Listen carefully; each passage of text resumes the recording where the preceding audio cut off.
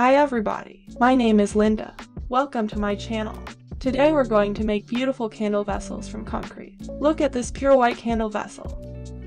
Look at this gray one. We'll try to make a little bit lighter. These two are made from concrete. The process that I'll be showing to you today. So stay tuned.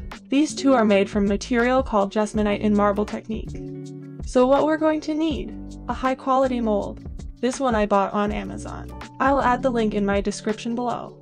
Next one is a pot where to mix the concrete, and a mixing tool. I usually use this black one. A jar of water. I use lukewarm or cool water. In case of making several vessels at a time, I use this electric mixer.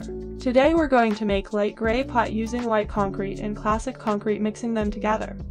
We're going to use a lot of white and little bit of gray concrete to make that lovely light gray color.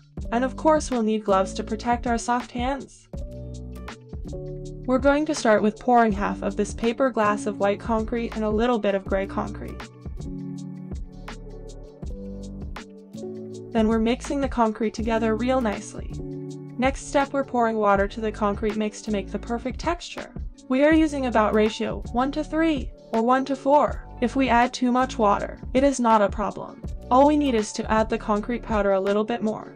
The texture should look like sour cream. Next step is to take our mold and pour the concrete in just a little bit, so we can easily tap the mold to get all the bubbles out.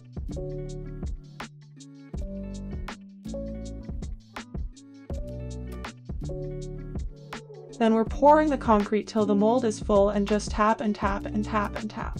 Let's get all the bubbles out. We don't want those in our candle vessels.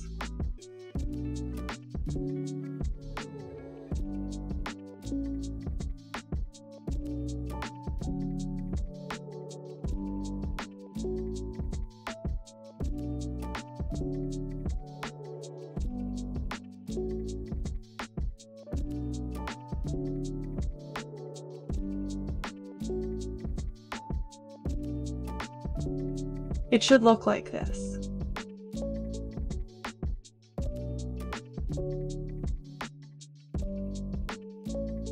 And now let's wait for it to sit couple of hours. I'll get back to it tomorrow morning. Now the concrete is fully set and we can mold it.